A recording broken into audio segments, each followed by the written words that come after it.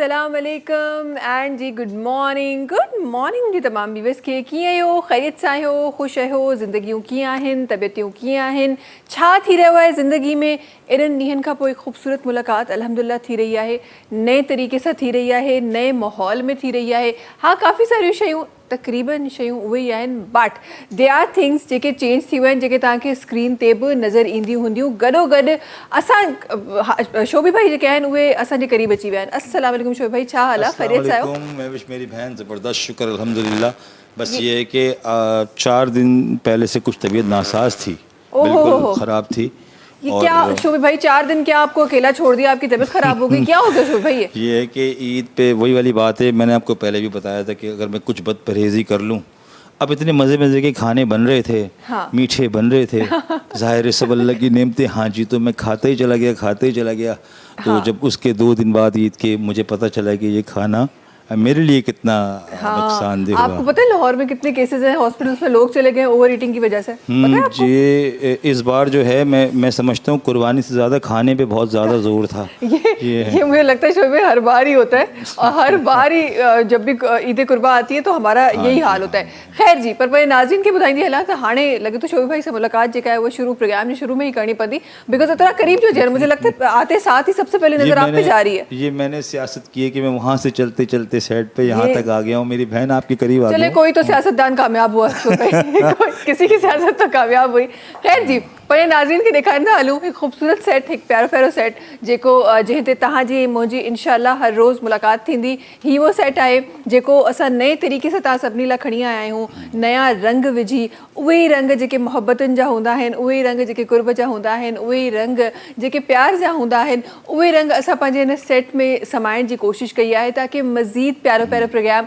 तव्हां सभिनी ताईं पहुचाए सघूं तव्हां सभिनी ताईं खणी अची सघूं इत्तेफ़ाक़ कुझु इहो आहे त अॼु मां बि काफ़ी सारनि रंगनि में रंगियल आहियां इत्तेफ़ाक़ कुझु अहिड़ो थियो आहे सो जी ॾाढो प्यारो प्यारो इत्तेफ़ाक़ ॾाढो ख़ूबसूरत इत्तेफ़ाक़ ॾाढी ख़ूबसूरत शुरूआत अल्हम्दुलिल्लाह थी चुकी आहे आई एम श्योर त जेतिरो असां तव्हांखे मिस करे रहिया हुआसीं तव्हां बि असांखे ओतिरो मिस कयो हूंदो बिकॉज़ ज़ाहिर आहे सेट जी प्रिपरेशन में कुझु टाइम लॻो ईद विच में अची वई ईद जा ऑफ हुआ जेके असां ईद ते बि असांजी मुलाक़ात थी हुई बट ही मुलाक़ात कुझु स्पेशल आहे उहे स्पेशल इवेंट्स स्पेशल हूंदा आहिनि पर जेका ही हर रोज़ वारी मुलाक़ात आहे इन जी ख़ूबसूरती पंहिंजी आहे सो इहे बि ख़ूबसूरतियूं गॾोगॾु हूंदियूं हुयूं ऐं उन सां गॾोगॾु प्रिपेयर बि करे रहिया हुआसीं त कीअं प्रोग्राम खे वधीक ख़ूबसूरत तव्हांजे लाइ कजे कीअं पंहिंजे प्रोग्राम खे वधीक ख़ूबसूरत तरीक़े ताईं तव्हां ताईं पहुचाइजे कहिड़ियूं उहे शयूं आहिनि जेके तव्हां पसंदि कंदा आहियो उहे असां पंहिंजे प्रोग्राम में असां शामिलु करे सघूं ऐं कहिड़ियूं उहे शयूं आहिनि जेके मज़ीद असांजे प्रोग्राम खे बहितर करे सघनि थियूं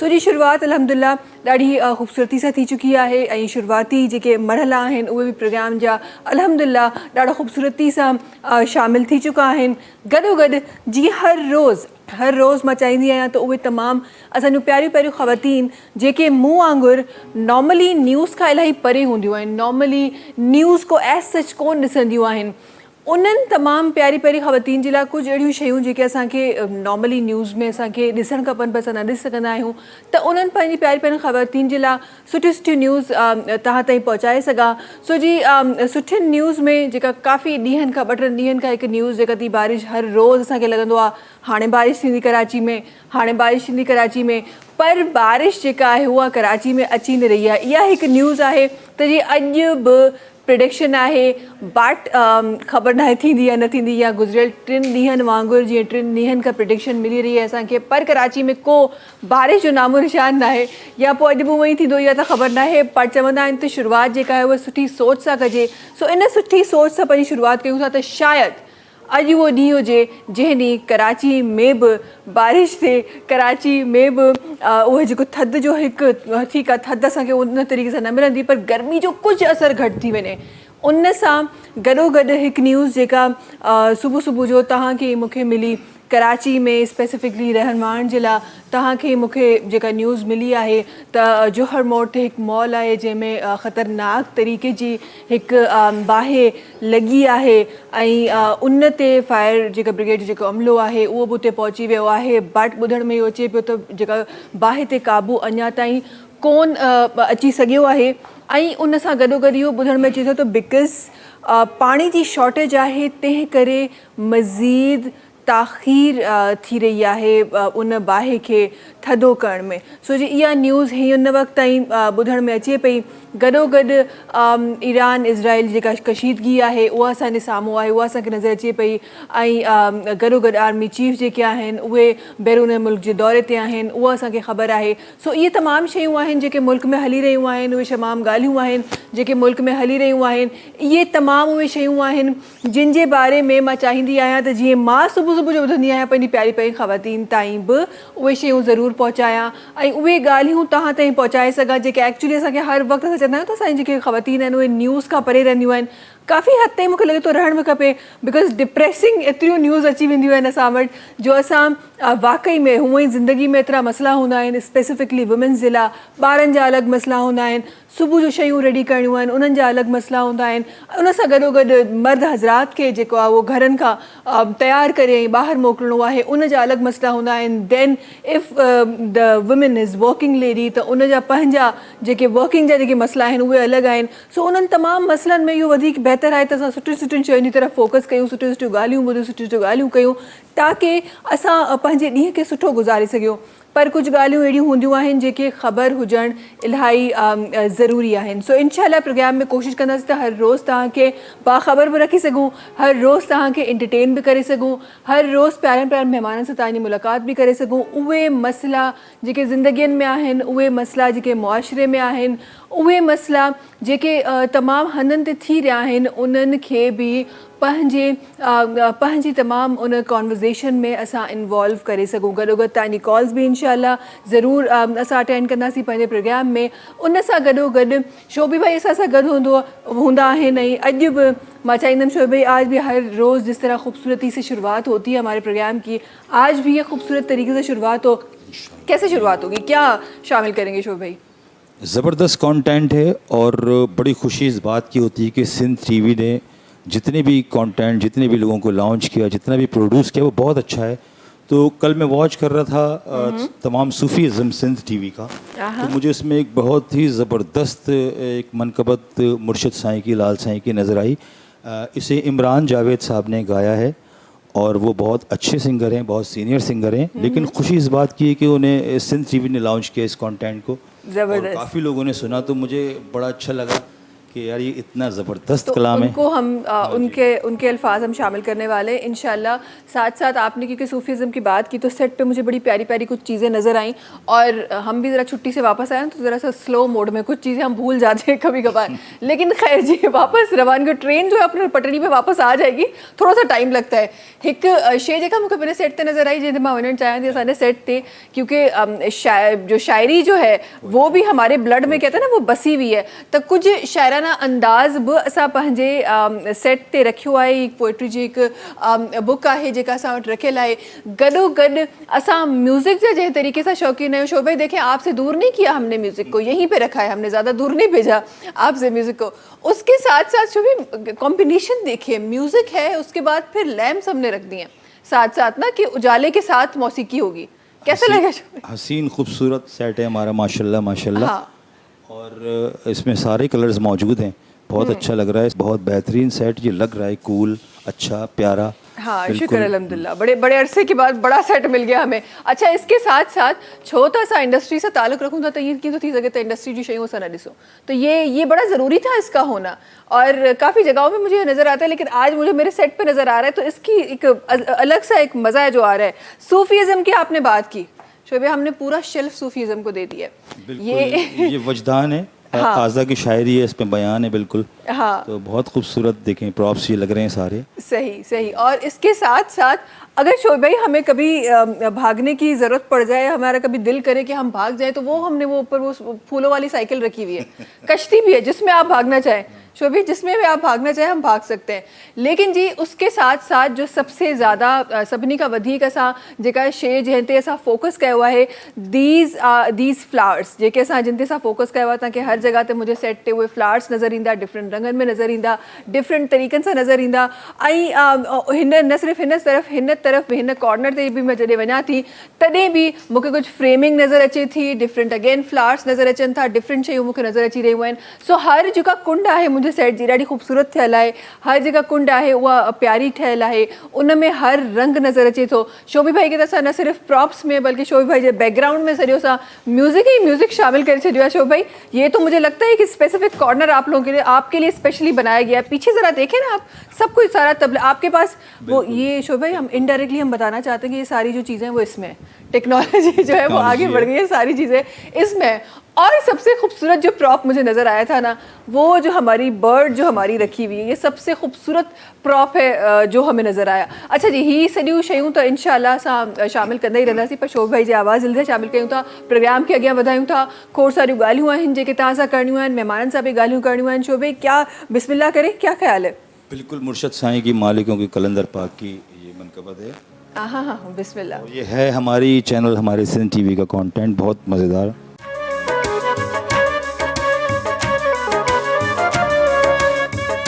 कलंदर लाल लाल लाल सोना लाल लाल लाल, कलंदर लाल लाल लाल सोना लाल लाल लाल, हुसैनी लाल लाल लाल मुर्शद लाल लाल लाल।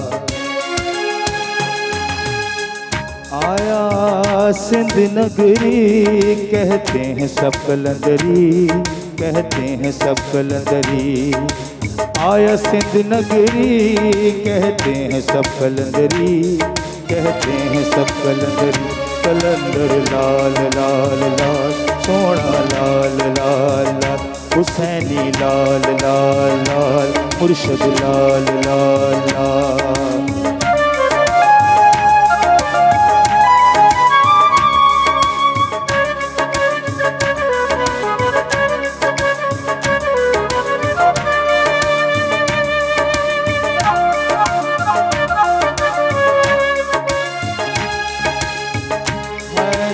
हैदर करना सिखाया, हैदर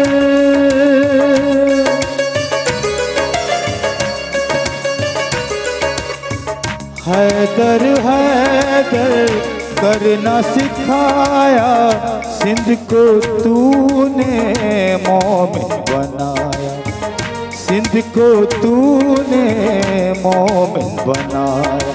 मारो नारा हैदरी,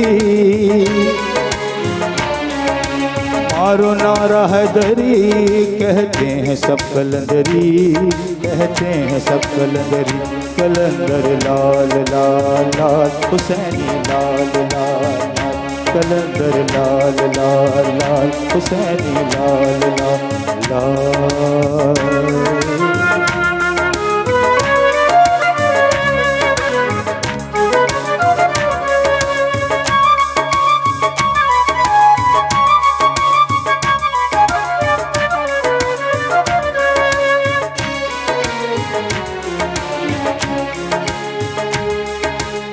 शान है तेरी अफजल आला,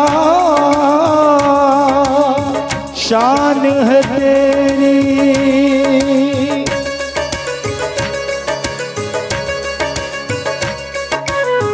शान है तेरी अफजल आला। पंजतन पाक के घर का उजाला, पंजतन पाक के घर का उजाला। ये है शान हैदरी, कहते हैं सब कलंदरी, कहते हैं सब कलंदरी। कलंदर लाल लाल लाल झूले लाल लाल, कलंदर लाल लाल लाल हुसैनी लाल लाल लाल। आया सिंध नगरी कहते हैं सब कलंदरी, कहते हैं सब कलंदरी। कलंदर लाल लाल लाल झूले लाल, झूले लाल मुर्शद लाल, हो झूले लाल मुर्शद लाल, हुसैनी लाल सोना लाल। वाह जी वाह, वाह जी वाह, सुभाणे ज़बरदस्त ज़बरदस्त। अच्छा जल्दी सां ब्रेक की तरफ़ वयूं पिया ऐं ब्रेक खां पोइ वापसि अची इंशाअल्लाह पंहिंजे प्रोग्राम खे ईअं ई कंटिन्यू कंदासीं, ईअं ई ख़ूबसूरत ॾाढो प्यारो प्यारो करण जी कोशिशि कंदासीं। वक़्तु आहे ब्रेक जो, तव्हां सां मुलाक़ात कयूं था नंढी कमर्शियल ब्रेक खां पोइ। सलाम सिंध सलाम सिंध सलाम सिंध सलाम सिंध सलाम सिंध सलाम सिंध। Welcome back. अच्छा जी, प्रोग्राम में असां गॾु महिमान तशरीफ़ फरमा आहिनि। महिमान जी तारीफ़ जी तरफ़ हलूं था ऐं पंहिंजे प्रोग्राम में उहे गुफ़्तगू उहा कचहरी स्टार्ट कयूं था जेका कॾहिं कॾहिं फ़ाइदेमंद बि थी वेंदी आहे पर कॾहिं कॾहिं इंटरटेनिंग बि हूंदी आहे। तशरीफ़ रखनि था असां गॾु रफ़ीक अहमद मेमन साहब, पाण एजुकेशनिस्ट आहिनि, ॾाढी ज़बरदस्त पर्सनैलिटी आहे। अस्सलाम वालेकुम रफ़ीक साहब, कीअं हो? ख़ैरियत सां आहियो? तबियत ठीकु आहे? ज़िंदगी कीअं आहे रफ़ीक साहब? ज़िंदगी फर्स्ट क्लास अल्हम्दुलिल्लाह। माशाल्लाह माशाल्लाह। कीअं लॻे हिते ज़िंदगी, कीअं पई लॻे? हीअ ज़िंदगी त ॾाढी ख़ूबसूरत ज़िंदगी आहे। सुबुह जी ज़िंदगी आहे, सलाम सुबुह आहे, सिंध आहे। बिल्कुलु बिल्कुलु बिल्कुलु। सुबुह सां गॾो गॾु असां पाणी जो बि असां ख़्यालु रखियो आहे। उहो इतना मुल्क में पाणी घटि आहे त असांजो अहसासु ॾियारियो सां पाणी आहे, थोरो सो पाणी जो अहसासु रखियो आहे। तव्हांजे पोयां ई आहे बिल्कुलु। हिन तरह सां गॾु हिकु ॿी पर्सनैलिटी तशरीफ़ फरमा आहे। पाण हिकु मोटिवेशनल स्पीकर आहिनि ऐं सोशल वर्कर बि आहिनि। असां गॾु मोहम्मद यासिर इक़बाल साहिबनि जेके तशरीफ़ रखनि था। अस्सलाम वालेकुम, कीअं हो? ख़ैरियत सां आहियो? ख़ुशि आहियो? शुक्र, ठीक ठाक हो? अल्हम्दुलिल्लाह बिल्कुलु ठीक ठाक। तव्हां ॿुधायो कीअं आहे ज़िंदगी? ज़बरदस्त माशाल्लाह माशाल्लाह माशाल्लाह। कीअं लॻी रहियो आहे सेट यासिर साहब? ज़बरदस्त, मतलब नाम भी सलाम है ना, तो सलाम जो मतलब सलामती है। तो एवरीथिंग इज पीसफुल हियर। ज़बरदस्त, फैंटास्टिक। सही सही। अच्छा जिन सां गॾो गॾु हिकु ॿी महिमाननि जेके असां गॾु तशरीफ़ फरमा आहिनि, पाण ॾाढो ख़ूबसूरत आवाज़ रखनि थियूं, ॾाढी ख़ूबसूरत हिकु सिंगर आहिनि। असां गॾु फरज़ाना गुल साहिबा जेके तशरीफ़ फरमा आहिनि। अस्सलाम वालेकुम, कीअं हो? ख़ैरियत सां आहियो? ख़ुशि आहियो? तबियत ठीकु आहे? ज़िंदगी कीअं आहे फरज़ाना साहिबा? अल्हम्दुलिल्लाह माशाल्लाह सब अच्छा चल माशाल्लाह। न सिर्फ़ तव्हांजी आवाज़, अॼु त माशाल्लाह तव्हांजो जेको गेटअप आहे उहो बि ॾाढो सुठो पियो लॻे, अटायर ॾाढो ज़बरदस्त पियो लॻे माशाल्लाह। पंहिंजी सिलेक्शन हुई या ईअं ई बसि ख़्यालु आयो बसि? नहीं, मेरी अपनी सिलेक्शन है। कपड़ों में मैं अपने खुद ही डिज़ाइन करती हूँ। हाँ ज़बरदस्त। अच्छा खुद ही डिज़ाइन भी खुद ही किया हुआ है, ज़बरदस्त। हमें वैसे भी आपने भी फरजाना साहिबा आपने भी ट्रैवल किया होगा तमाम सिंध में। आप जहाँ जहाँ जाएं वहाँ पर आपको अजरक के तोहफे बड़े मिलते हैं। तो मैं अक्सर ये सोचती हूँ कि इतनी अजरक की जगह हो गई है यार, इसको कुछ कुछ करना चाहिए इनके साथ। बिल्कुल। तो आप ऐसे यूटिलाइज कर सकते हैं अपनी अजरक को। बिल्कुल बिल्कुल, है ना, बड़ा बड़ा खूबसूरत लग रहा है। और उसके साथ आपने फिर वो जो ज्वेलरी आपने साथ ली है वो बहुत खूबसूरत लग रही है। अच्छा जी, कैसे हैं आप सब लोग? ठीक है हो? खुश है हो? तबियत ठीक है? अल्लाह जा करम तां ठीक है? अल्हम्दुलिल्लाह बिल्कुल असां ठीक थियण जी कोशिशि कयूं पिया। इलाही ॾींहंनि खां पोइ असांजी सुबुह थी आहे हिन टाइम ते, त असां उन सुबुह में एब्ज़ॉर्ब थियण जी कोशिशि कयूं पिया। तव्हां ॿुधायो रफ़ीक साहब, तव्हां त माशाल्लाह एजुकेशन सां ताल्लुक़ु रखो था, तव्हां त हर सुबुह साण ई थींदी हूंदी। हा बिल्कुलु माशाल्लाह। कीअं हली रहियो आहे कमकार? छा कुझु थी रहियो आहे? अल्हम्दुलिल्लाह हींअर आउं मेरानी यूनिवर्सिटी ज़ेब कैंपस खैरपुर में आहियां प्रोफेसर ऐं मैथमेटिक्स मुंहिंजो सब्जेक्ट आहे। बसि पोइ असांजो सुबुह माना सुबुह ई हूंदो आहे। सुबुह सां तव्हां हिते वेही सलाम कंदा आहियो सिंध खे, असां हुते वेही सॼी सुबुह खे सलाम कंदा आहियूं ऐं सुबुह सां ई ज़िंदगी शुरू थी वेंदी आहे। बसि बाक़ी जेका ख़िदमत जो अलाह तबारक व तआला हीअ अपॉर्चुनिटी ॾिनी आहे त असां पंहिंजा सिंध जे बचड़नि खे तालीम जे ज़ेवर सां मतिलबु सींगारियूं, वो कोशिशि कयूं था त असां उहो पंहिंजो फरीज़ जेको आहे उहो पूरो कयूं। वाह वाह, ज़बरदस्त ज़बरदस्त, ॾाढी सुठी ॻाल्हि। अच्छा रफ़ीक साहब, जॾहिं बि एजुकेशन जी ॻाल्हि थींदी आहे त हमेशह जॾहिं बि असां एजुकेशन ते ॻाल्हाईंदा आहियूं, असांजी कोशिशि हूंदी आहे त असां एजुकेशनल प्रोग्राम्स करे सघूं। त हमेशह हिकु सुवाल एजुकेशन सां गॾु स्पेसिफिकली जॾहिं असां सिंध जी ॻाल्हि कयूं था, ओवरऑल पाकिस्तान जी ॻाल्हि बि माण्हू करे सघे थो, पर छो त असां जिथे चवंदा आहिनि त वेठा आहियो तव्हां उते जी तव्हांजी ग्राउंड रियलिटीज़ तव्हांखे ख़बर हूंदियूं आहिनि। त सिंध में ई रहंदे उन एजुकेशन सिस्टम खे, बिकॉज़ तव्हां उन सिस्टम जा हिसा आहियो ज़ाहिर आहे, ऐं हर माण्हू जेको बि हिन वक़्तु एजुकेशन सिस्टम जो हिसो आहे उहो सभु शायदि असांखां वधीक उनजे बारे में ॼाण रखंदो हूंदो। त जॾहिं बि एजुकेशन जी ॻाल्हि थींदी आहे हिकु मायूब क्वेश्चन मार्क हूंदो आहे जेको असां सभिनी जे ज़हननि में हूंदो आहे। ईअं छो आहे? छा असां पंहिंजी रेपुटेशन इन ताईं पहुचाए चुका आहियूं या वाक़ई इहे हक़ीक़तूं आहिनि? इहे मिथ्स न आहिनि, इहे हक़ीक़तूं आहिनि। ज़रूरु जॾहिं का ॻाल्हि ग्राउंड ते ईंदी आहे त हुन में कुझु हक़ीक़तूं ज़रूरु हूंदियूं आहिनि, पर उहे सभु सही न हूंदियूं आहिनि। जेको परसेप्शन ठाहियो वेंदो आहे ज़रूरी न आहे त उअं ई हुजे, छो जो पॉज़िटिव नेगेटिविटी त ज़ाहिरी ॻाल्हि आहे लाइफ जो हिसो आहे। पोइ उन में ईअं न आहे जीअं असां चऊं था मुंहिंजी एजुकेशन हिते बि आहे, पंजाब में बि आहे, ऐं हींअर इस्लामाबाद में आऊं पोस्ट डॉक कयां थो पियो इस्लामिक इंटरनेशनल यूनिवर्सिटी में। सो मूं सॼो माहौल ॾिठो आहे न, ईअं ओवरऑल सम्झो त ॼण सॼे पाकिस्तान जो माहौल ॾिठो आहे किथे पढ़ाई करे किथे पढ़ी करे न पोइ सिंध हरू भरू एॾी पोइते कोन्हे एजुकेशन जे हवाले सां ऐं तव्हां जेकॾहिं इनखे मां जेकॾहिं एग्ज़ाम्पल तौर ते अव्हां सां ईअं डिस्कस कयां त तव्हां जॾहिं CSS जा रिज़ल्ट्स अचनि था त ओवरऑल सॼे पाकिस्तान में सिंध जा ॿार आहिनि जेके एस्पिरेंट्स आहिनि उहे टॉप कनि था ऐं पोइ सॼे पाकिस्तान खे सर्व बि कनि था पोइ हाणे उन्हनि जे सर्विसिस जेके आहिनि पोइ असांखे वणनि या न वणनि ऐं ॿिए नंबर ते जेको शऊर आहे न मां ईअं माना फ़ख़्रिया चई सघां थो त शऊर सिंध में आहे तव्हांखे जेके लीडर्स पाकिस्तान में जेके मिलंदा उहे सिंध जा माण्हू आहिनि पोइ क़ाइदादमा खां वठी करे तव्हां जेकॾहिं अॼु जे दौर ताईं ईंदो जिन लीडिंग रोल प्ले कयो आहे पाकिस्तान जे ठहण खां वठी हलाइण ताईं ऐं जेको अॼु असां इज़त ऐं वक़ार सां कंधु मथे करे जेकॾहिं असां हलूं था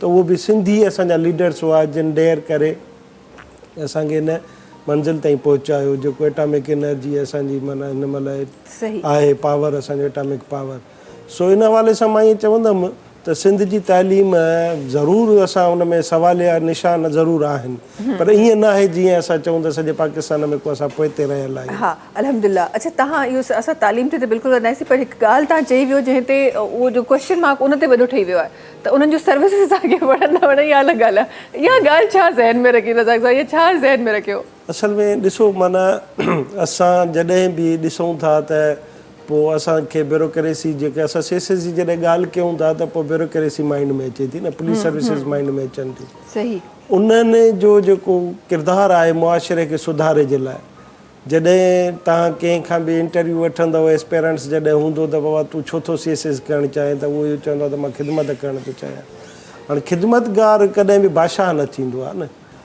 असां वटि इहे जेके CSS करे PSP या DMG ग्रुप में या PS ग्रुप में अचनि था त उहे पोइ बादशाह ई ज़हन रखनि था हाणे मां सम्झां थो जेसि ताईं एस्पिरेंट्स आहिनि उन लेवल ताईं पहुचण जे लाइ त शायदि उहे ईअं ई हुजनि पोइ वरी जॾहिं उहे तरबियत वठणु वञनि था सिलेक्शन खां पोइ शायदि उन्हनि खे उहो अंग्रेज़नि वारो माहौल ॾिनो थो वञे त तव्हां हाणे रूलर आहियो जेको रूलर हूंदो आहे न उहो कॾहिं बि ख़िदमतगार न हूंदो आहे उहो बादशाही ज़हन रखंदो आहे पोइ इन जे करे इहो ज़हन में आहे त जेकॾहिं असांजो इहो क्लास सुधरी वञे ऐं ख़िदमतगार थी वञे छो जो ॾिसो जीअं मां बीइंग अ प्रोफेसर नौकिरी कयां थो त ईअं ई DC या सेक्रेटरी या नौकिरी कनि था न नौकर आहियूं असांखे पघार मिले थी असां पब्लिक सर्वेंट आहियूं पब्लिक रूलर न आहियूं त पोइ उन जे करे इहो ज़हन में आयो रफ़ीक साहब लॻे थो चोट ॾाढी गहरी लॻल आहे इंशाल्लाह इन ते गुफ़्तगू कंदासीं ज़रूरु ॼाणण जी कोशिशि कंदासीं उहा चोट कॾहिं कीअं लॻी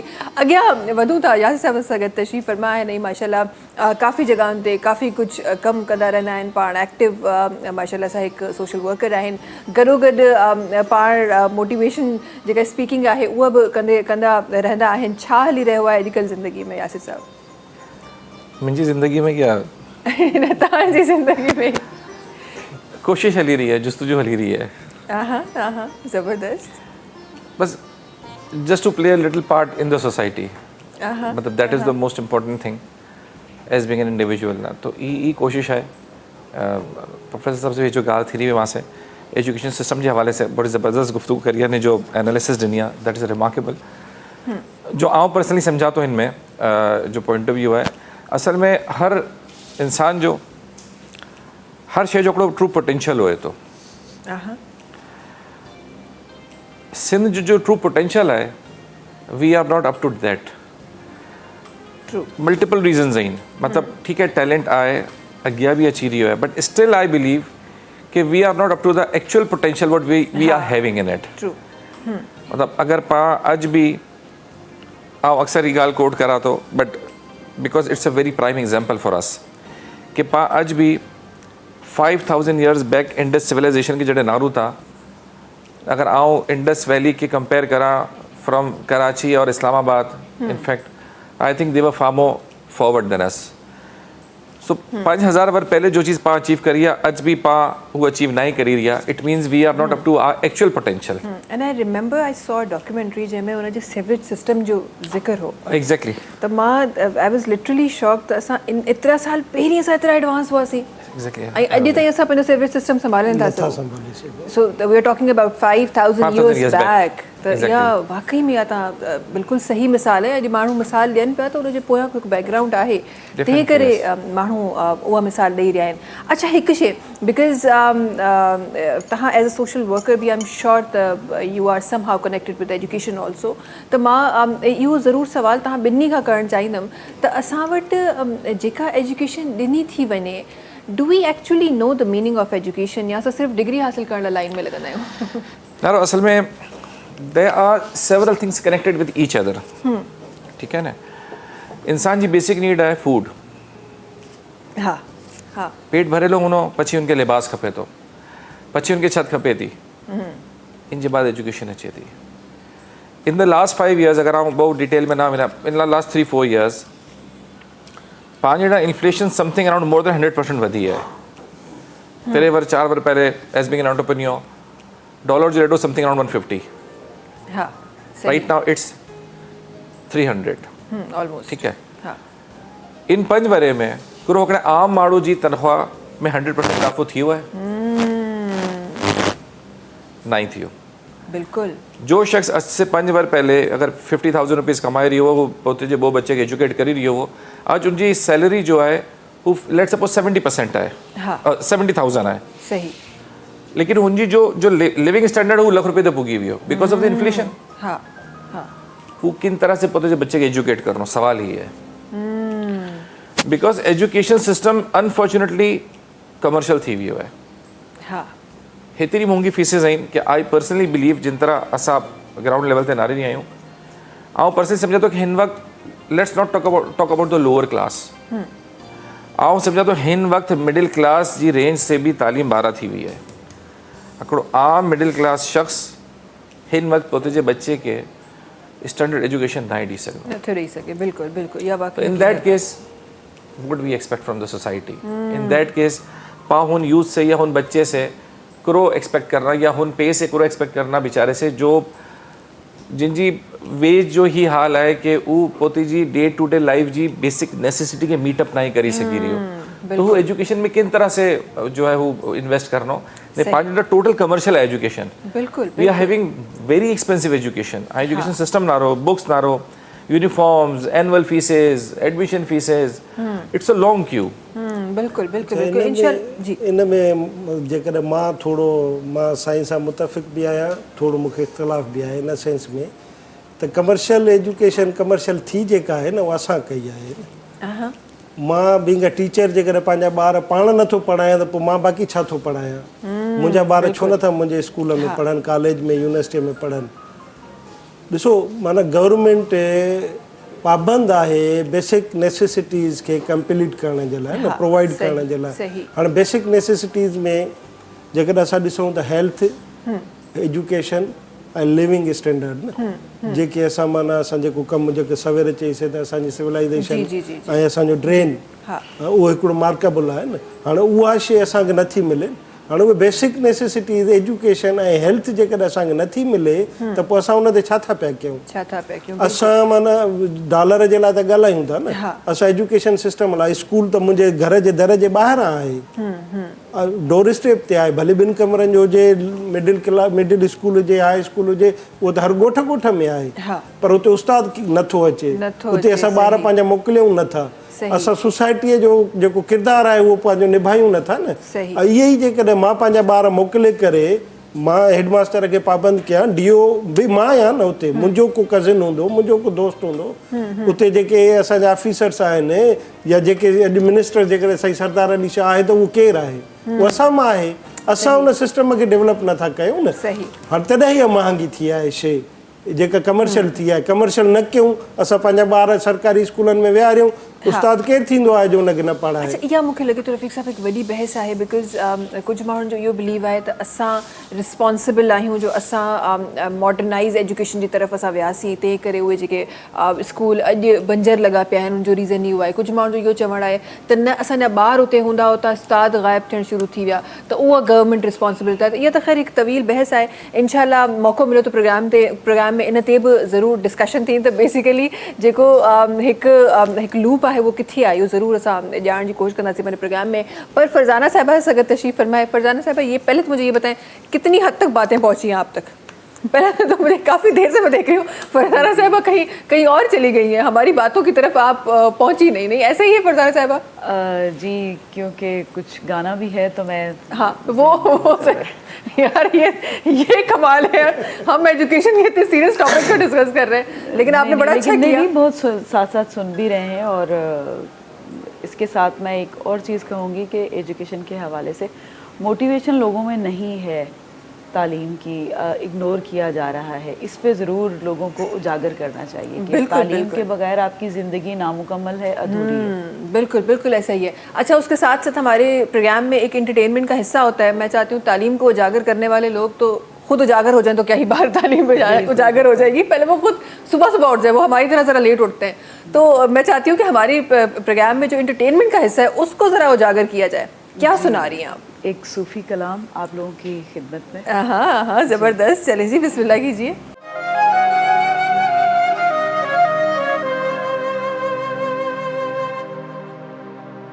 मुर्शिद सानो सबक पढ़ाया,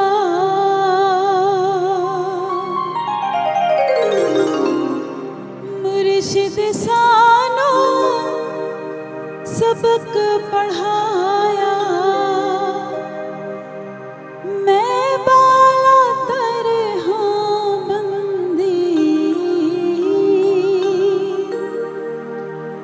मालिक मिले या मेहदी,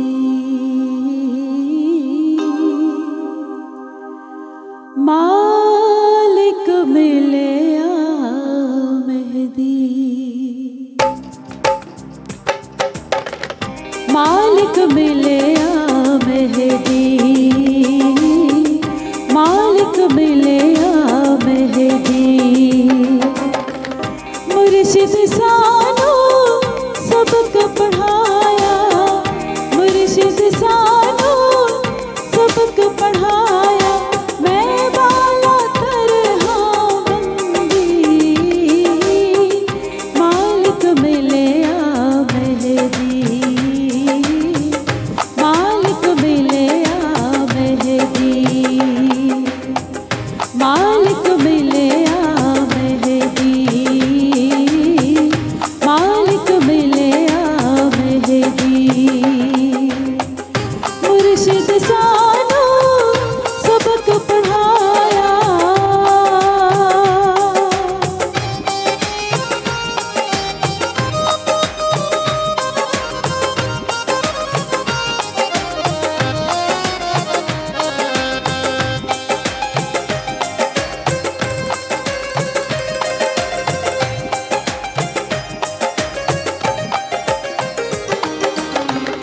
मुर्शिद सानो आड़ पिलाया, मुर्शिद सानो आप पिलाया,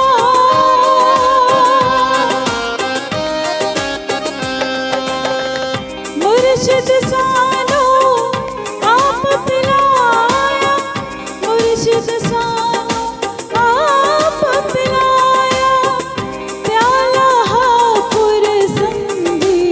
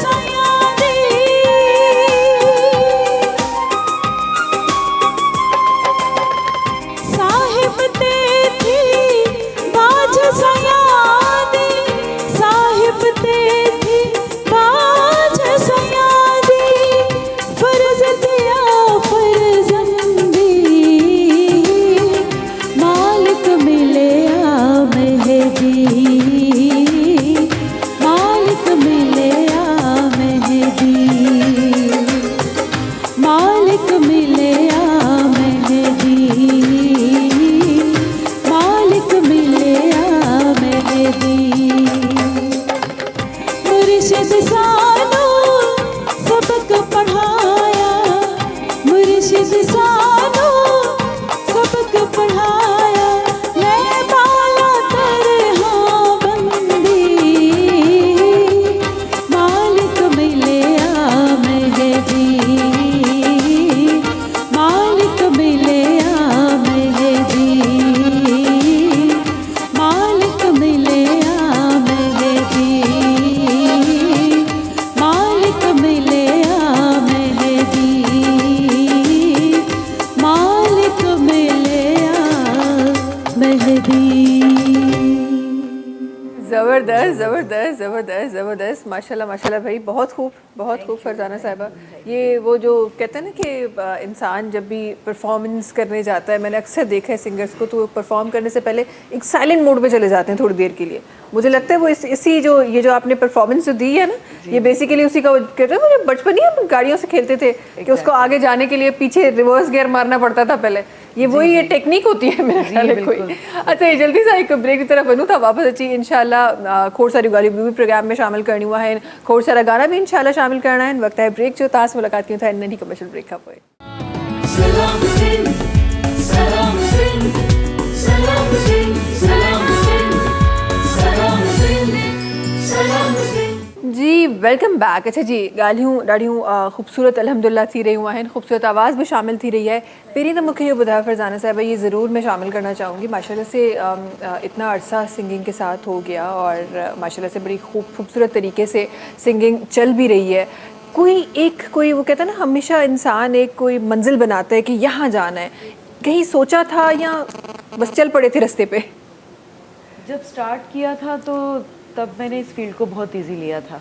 हाँ, कि ये नहीं, सबके साथ ऐसा ही होता है। बिल्कुल बहुत इजी लिया था, बहुत वेरी इजी, इसलिए कि स्कूल में, कॉलेज में, यूनिवर्सिटी में जितने भी कंपटीशन होते थे तो मैं विन ज़रूर करती थी। ये कॉन्फिडेंस था, तो मैं कहती थी नहीं मतलब कि मैं इस चीज़ को विन कर लूँगी। लेकिन जब इसमें कदम रखा तो बहुत मुश्किल तो नहीं है, लेकिन एवरीथिंग इज़ पॉसिबल। इसमें आपकी तलाश, आपकी जुस्तजू जो है वो आपको आपकी मंजिल की तरफ लेकर जाएगी। अगर लगन सच्ची है और जुस्तजू है और अगर आप कुछ करना चाहते हैं तो। हाँ, और इसमें सबसे इम्पोर्टेंट जो रोल अदा करता है वो आपके टीचर्स हैं, और टीचर्स के बाद बारी आती है गुरु की, तो गुरु का होना बहुत ज़रूरी है। रिसेंटली मैं बताना चाहूँगी, रस्म शागिर्दी हुई थी लाल किला में, तो उस्ताद अब्दुल्ला खान साहब शहनाई नवाज़ जो किसी भी तारुफ के मोहताज नहीं हैं, तो मैं उनकी शागिर्द बनी हूँ। हाँ, ज़बरदस्त, तो माशाल्लाह, भी जो बहुत भी मुबारक मेरी आपको। आप में जो चेंजिंग्स देख रहे हैं गाने में या ये उनकी बदौलत है। तो गुरु जो होता है वो गुरु ही होता है, उसके मुतबादल कोई चीज़ नहीं। और इस फील्ड में जितने भी लोग हैं जो कुछ करना चाह रहे हैं, मेरा उनको मशवरा है कि एक अच्छा गुरु ज़रूर होना चाहिए, तो ही आपका मसला हल होगा। बिल्कुल बिल्कुल बिल्कुल, बहुत खूब और बहुत अच्छी आपने बात की। अच्छा, जिथे असां गुरु जी ॻाल्हि कयूं था या टीचर्स जी ॻाल्हि कयूं था, उते आई रिमेंबर त कुझु ॿ टे साल पहिरीं जी शायदि ॻाल्हि आहे त असां वटि का अनाउंसमेंट थी हुई त म्यूज़िक जी प्रॉपर क्लास हूंदी, प्रॉपर टीचर्स हूंदा, किथे पहुती कहाणी? बिल्कुलु उहा पॉलिसी ठही हुई, हाँ, ऐं उहा इम्प्लीमेंट बि थी ऐं अपॉइंटमेंट्स बि थियूं, ऐं उहे हलन बि थियूं, खोड़ सारियूं मतिलबु अपॉइंटमेंट्स थियूं आहिनि। सुठा जेके ॻाइणा हुया, रागी हुया या इन फ़न सां तालुक़ु रखनि पिया, उन्हनि जो अपॉइंटमेंट्स थियूं बि आहिनि इलाही कराची जे, हैदराबाद जे स्कूल्स में। उते ॿार बाक़ाइदे पढ़नि बि था पिया, ऐं उन जा वीडियोज़ बि शेयर थिया हुआ। सही, त बाक़ाइदे उहे प्रॉपरली लैब्स ठहियूं आहिनि, माना स्टूडियो चऊं असां, जो स्टूडियोस ठहिया आहिनि स्कूलनि में, उते ॿारनि खे उहा तरबियत ॾिनी थी वञे ऐं ॿार इंट्रस्ट बि वठनि था। अच्छा, त उनजो छा पैटर्न छा रखियो वियो आहे त असां हाणे मतिलबु फ्रेशली ग्रेजुएट म्यूज़िक में असां ॾिसंदासीं ॿार, या अलॻि कोर्सिस आहिनि? उहे अञा कोर्सिस मां नथो सम्झां त को असां वटि अहिड़ो को मतिलबु सिस्टम डेवलप थियल आहे जो असां वटि ग्रेजुएट म्यूज़िक जा माण्हू अचनि। सही, पर जेके अपॉइंटमेंट्स थियूं आहिनि उहे फ़न सां लाॻापियल माण्हुनि जूं थियूं आहिनि, जेके मार्केट में अवेलेबल हुया। आहिस्ते आहिस्ते ज़ाहिरी ॻाल्हि आहे, इहो इनिशिएट आहे, प्रोग्राम आहे ऐं पायलट प्रोग्राम आहे, त आहिस्ते आहिस्ते ज़ाहिरी ॻाल्हि आहे गवर्नमेंट इन ते पॉलिसीज़ बि ठाहींदी ऐं पोइ जॾहिं उहे कोर्स बाक़ाइदे रजिस्टर थींदा ऐं पोइ उहे जॾहिं प्रोफेशनल ईंदा सर्टिफाइड, त पोइ उन्हनि जी अपॉइंटमेंट्स थींदियूं। पर पायलट प्रोग्राम हुयो ऐं उहो अलहमदिल्ला ॾाढो माण्हुनि उनखे एप्रिशिएट बि कयो, मुखालफ़तूं बि थियूं, तव्हां ॾिठो हूंदो। बिल्कुलु खोड़ सारी थियूं, उहे त गॾोगॾु हलंदियूं रहंदियूं आहिनि। पर छा तव्हांखे लॻे थो सुभाणे अगरि असां ज़ाहिर हिकु पायलट प्रोग्राम सां साम्हूं आहे ऐं तव्हांजे चवण जे मुताबिक़ कामयाबी सां हली बि रहियो आहे, सुभाणे अगरि असां वटि हिकु प्रॉपर सब्जेक्ट अची थो वञे जीअं ॿाहिरनि मुल्कनि में थींदो आहे ताकी म्यूज़िक जा ग्रेजुएट माण्हू मिलंदा आहिनि, सुभाणे अगरि असां वटि बि पाकिस्तान में सिंध में बि अगरि म्यूज़िक ग्रेजुएट माण्हू मिलनि था, उन्हनि जो फ्यूचर आहे असां वटि? ॾिसो फीचर त माना मां सम्झां थो त हिन महिल सेलिब्रिटीज़ जेके आहिनि उहे मीडिया सां लाॻापियल माण्हू आहिनि, जेके पोइ सिंगिंग में हुजनि, एक्टिंग में हुजनि या ॿियो कुझु बि, त प्रोफेशन जेको आहे न उहो कॾहिं बि मतिलबु कॾहिं बि ख़तमु न थींदो आहे। सही। उहो म्यूज़िक सां हुजे कंहिंसां बि हुजे, त इन हवाले सां मां चवंदुमि उन्हनि जो फ्यूचर आहे। हा, पर उन खां अलावा बि ॾिसो न, म्यूज़िक हिकु अहिड़ी शइ आहे जेका तव्हांखे सुकून बख़्शे थी। तव्हां स्ट्रेस में आहियो, तव्हांजे खोड़ सारियूं परेशानियूं आहिनि न, जेको असांजो सिलसिलो ज़िंदगीअ जो हले थो पियो उहो त परेशानियुनि सां भरियल आहे। सही। पर जॾहिं उहे सभु परेशानियूं तव्हांखे जॾहिं हावी थियनि थियूं दिमाग़ ते, पोइ तव्हां म्यूज़िक जेको जो हलाए था छॾियो, जंहिंसां तव्हांजो दिलि खे बि ऐं दिमाग़ खे बि तस्कीन सुकून महसूसु थिए थो। त इहा शइ जेकॾहिं प्रोफेशनली थींदी ऐं जेका शइ असां वटां निकिरंदी पई वञे, जेके पुराणा उस्ताद हूंदा हुया उहो हींअर माना न आहिनि, पर उन्हनि खे जेकॾहिं असां प्रोफेशनली खणी अचूं हिन सिस्टम में, त इहे जेके अजीब अजीब मां चवां त सिंगर्स पैदा थी विया आहिनि मार्केट में, बजाए जो स्ट्रेस घटाइण जे ब्लड प्रेशर हाई करे था छॾनि, त उहे पोइ असांखे माना हिकिड़ो मयार मिलंदो। सेलिब्रिटीज़ जा उहे ई आहिनि, छा कयूं रफ़ीक साहब, सेलिब्रिटीज़ त उहे ई आहिनि।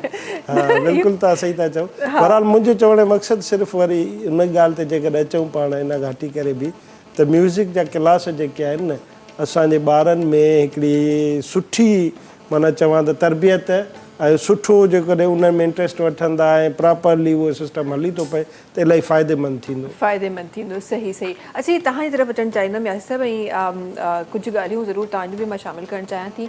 असां वटि जी म्यूज़िक हिकु एग्ज़ाम्पल आहे, अहिड़ियूं खोड़ सारियूं असां वटि फील्ड्स आहिनि जंहिंखां पास आउट थियण खां पहिरीं असां वटि को एग्ज़ैक्टली को हिकु डायरेक्शन या एग्ज़ैक्टली को हिकु करियर अपॉर्चुनिटी या हिकु मंज़िल असांखे नज़र कोन ईंदी आहे। ऐं असां उन क़ौम मां आहियूं जेका पंहिंजी एजुकेशन जा 12-14 साल ज़ाया करण खां पोइ सोचींदा आहियूं त असांखे फलां शइ थियणी हुई, असां हे छो पढ़ाई कई, असां उन क़ौम मां आहियूं। त मां ज़रूरु इहो बि तव्हां खां बि ज़रूरु ॼाणणु चाहींदमि, ज़ाहिर आहे ज़िंदगी में सेटबैक्स बि ईंदा आहिनि, ज़िंदगी में फेलियर्स बि ईंदा आहिनि, ज़िंदगीअ में पॉज़िस बि ईंदा आहिनि, पर उहे माण्हू बि असां ज़िंदगी में ॾिठा आहिनि जेके पंहिंजे 50s में या 60s में जिन कामयाबी माणी आहे, उन्हनि शयुनि खे कीअं डील कयो पियो वञे ऐं कीअं डील करणु खपे?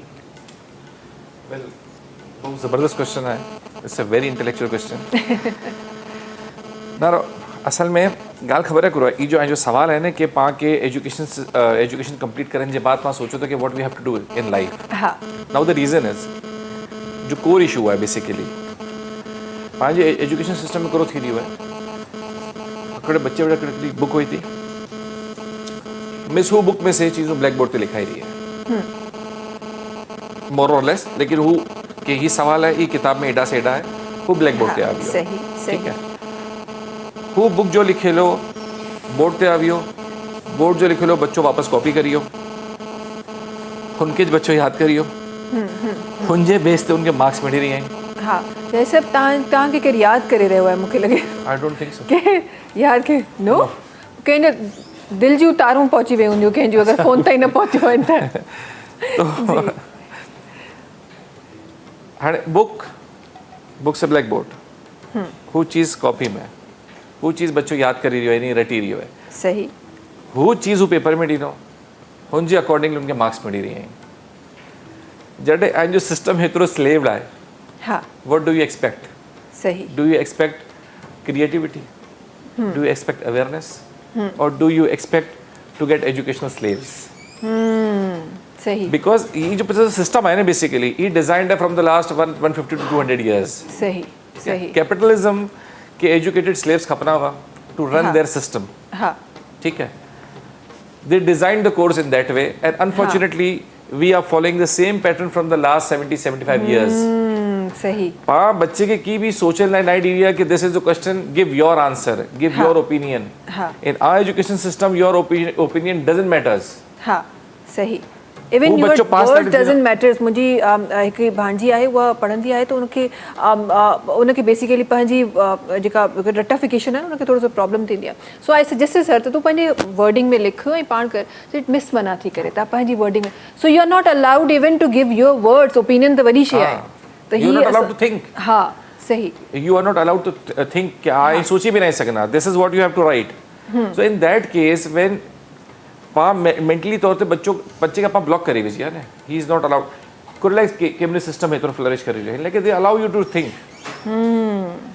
मुंहिंजी हिकिड़ी जगह एजुकेशन सिस्टम में ॻाल्हि थी रही, तो हिकिड़ा साहब हिकिड़े बच्चे जे मार्क्स जे हवाले से चया, आउं चयो सर ये इन बच्चे के मार्क्स करण लाइ कमु ॾिनी आहियो.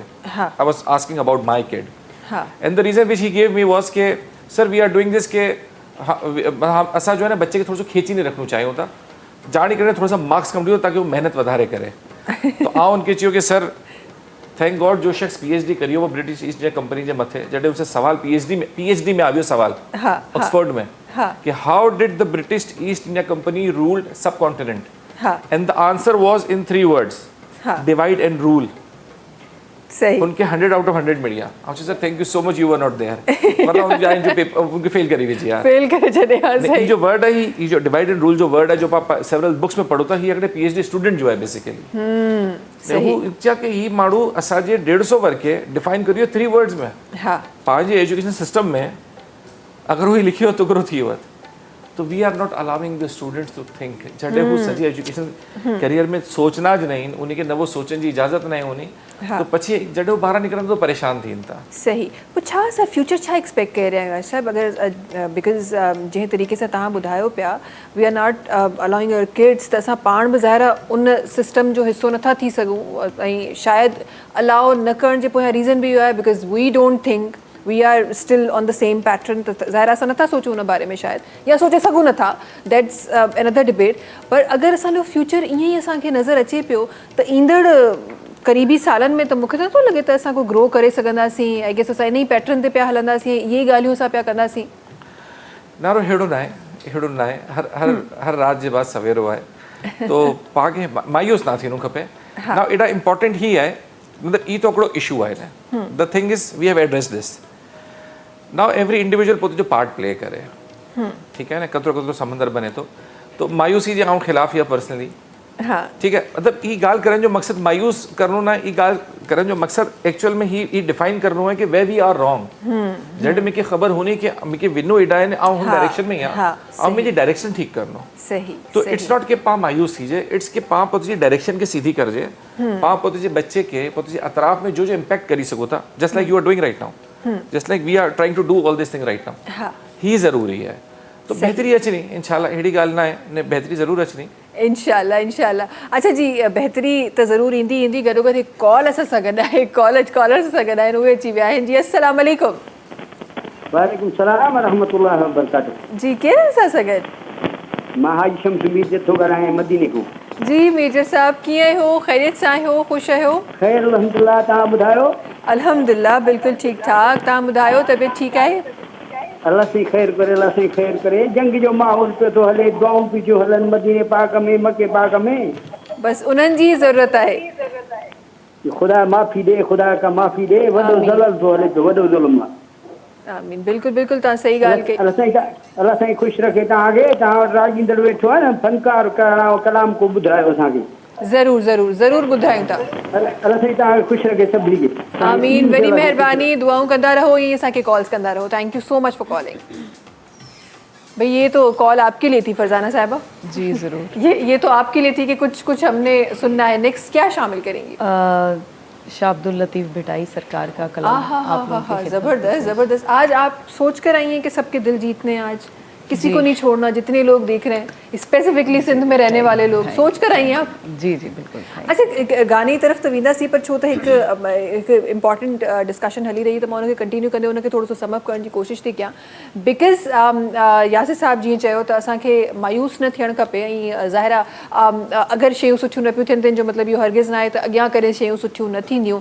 केतिरे हद ताईं असां बिकॉज़ तव्हां एज़ अ टीचर तव्हां ज़ाहिरा तव्हां वधीक उन शइ सां कनेक्टेड आहियो असां सभिनी खां वधीक केतिरे हद ताईं ठीकु आहे असां सिस्टम जी बि ॻाल्हि करे छॾी असां उस्तादनि जी बि ॻाल्हि करे छॾी डिफरेंट शयुनि जी ॻाल्हि करे छॾी बट मां उन्हनि पेरेंट्स ऐं उन्हनि स्टूडेंट्स जो उहो इंट्रस्ट ॾिसणु चाहींदमि जंहिंजे बारे में असां ॻाल्हाए त रहिया आहियूं छा असांजा पेरेंट्स ऐं असांजा जेके स्टूडेंट्स आहिनि उहे बि उन फ्यूचर खे ॾिसण जे लाइ या उन फ्यूचर खे हासिलु करण जे लाइ इंट्रस्टेड आहिनि या उहे बि बसि ट्रैक ते हली रहिया आहिनि इहो मां तव्हांखे ज़रूरु थोरो हिन में एड कंदो हलां त सिलेबस जेके असांजा हुया पुराणा जेके असां पढ़ियासीं या असां पढ़ायासीं ॻच अरसे ताईं उहे चेंज थिया आहिनि हींअर मॉडर्नाइज़ेशन जे तरफ़ असां ज़ाहिरी ॻाल्हि आहे ख़ासि कर के कोविड जे 22 जे जेको कोविड-19 आयो 20 के 22 जेको दौर असां गुज़ारियोसीं त उन खां पोइ इलाही ट्रेंड्स चेंज थी विया न जी जेको कॉन्सेप्ट हुयो पहिरियां कारोबारी हाणे एंटरप्रेन्योर थी वियो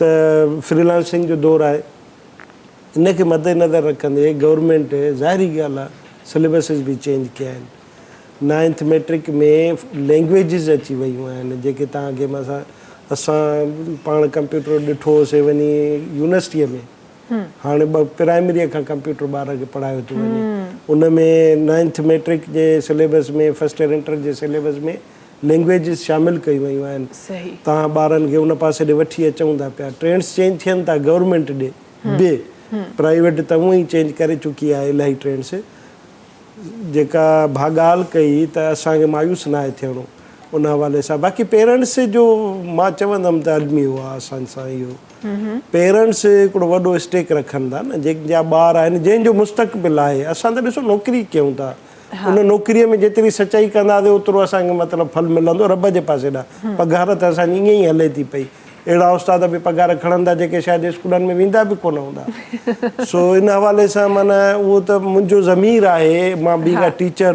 मां सॼी सोसाइटीअ जे लाइ थो चवां जेका असांजी कम्यूनिटी आहे टीचर्स जी जेतिरो मां उन में मतिलबु सचाई कंदुमि त उनजो फल मूंखे मिलंदो पर पेरेंट्स जे लाइ ज़रूरी आहे छो जो उन्हनि जो ॿार जो मुस्तक़बिल आहे जेके उहे असांखे माना ॾेई था वञनि त तव्हां हाणे तव्हांजे हवाले आहे उन्हनि जी तरबियत बि करणी आहे तालीम बि ॾियणी आहे सो उन में इलाही आहे पेरेंट्स माना जीअं चइबो आहे त फिटो करे हलिया था वञनि छॾे त परे जी ॻाल्हि आहे पर फिटो करे हलिया था वञनि पोयां पुछनि बि कोन था सो उन्हनि जो ज़रूरु आहे उहे जेसि ताईं न जाॻंदा न पंहिंजे ॿार जो ख़्यालु कंदा ॾिसो ॿार 5 कलाक स्कूलनि में आहिनि न उन में रिसेस बि थिए थी क्लास बि थियनि था उते खोड़ शयूं माना शायदि न बि थियनि थियूं पर उन खां पोइ 24 कलाकनि में 19 कलाक ॿार त पेरेंट्स सां आहिनि सही पेरेंट्स हाणे असांजो सोसाइटी जो अजीब अलमी वरी इहो बि आहे माना ट्यूशन छा आहे ट्यूशन त हुजणी न खपे न जॾहिं ॿार स्कूल में पढ़ी थो अचे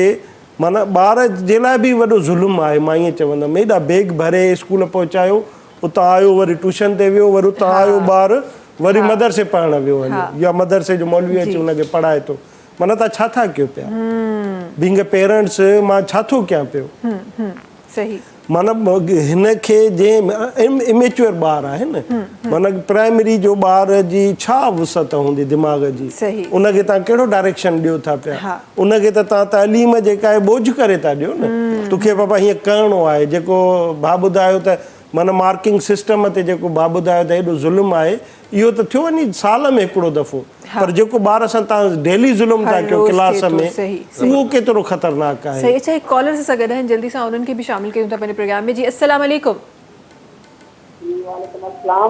जी कहिड़े सां सां गॾु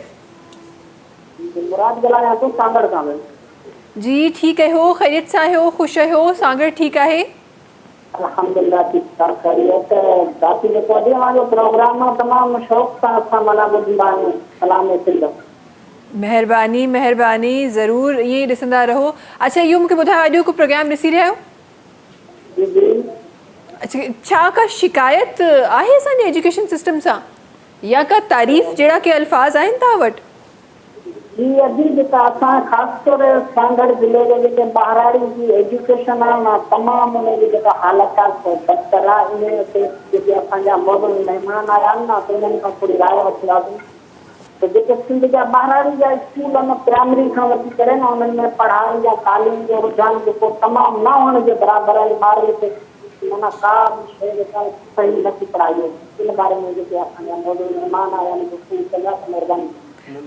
ज़रूर जी जी जी जी दिलमुराद नालो ॿुधायो तव्हां शायदि न?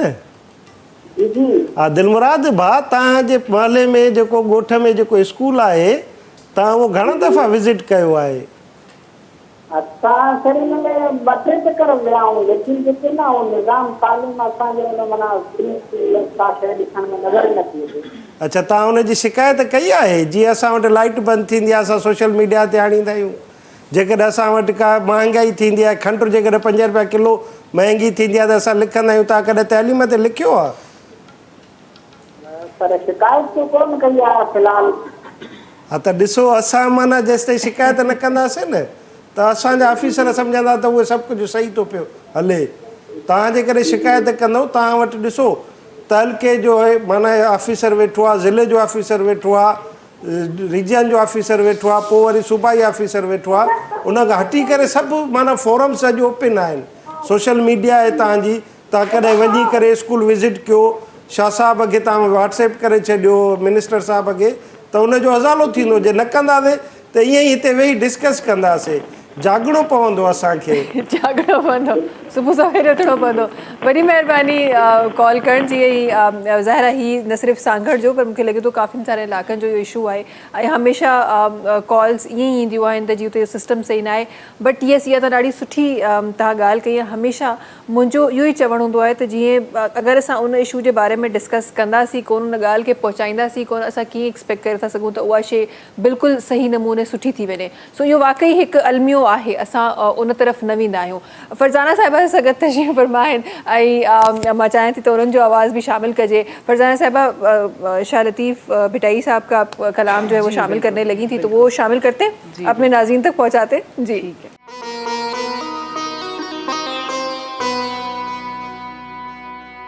रोयो वेठी राग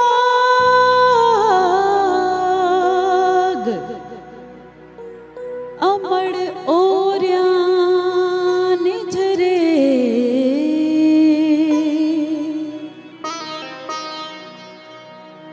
लातो मोडे वड़न साला गा पोई लाग डूंगर से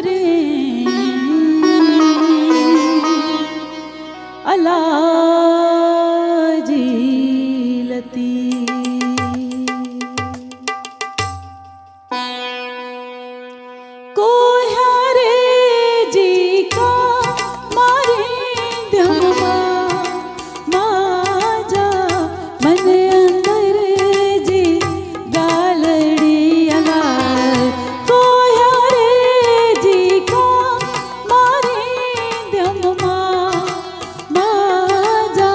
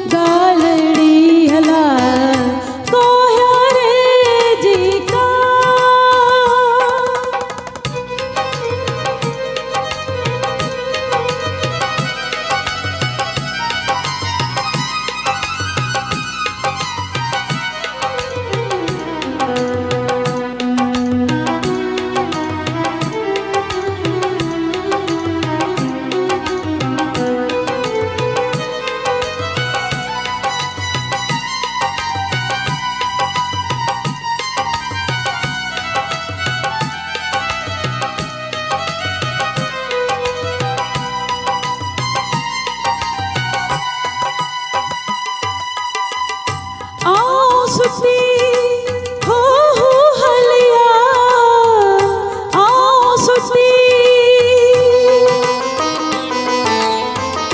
आओ सुती हो हलिया ताका जुगा मारी दममा माजा मन अंदर जी गालड़ी अला कोयारे जी का मारी दममा माजा मन अंदर जी गालड़ी अला कोयारे जी का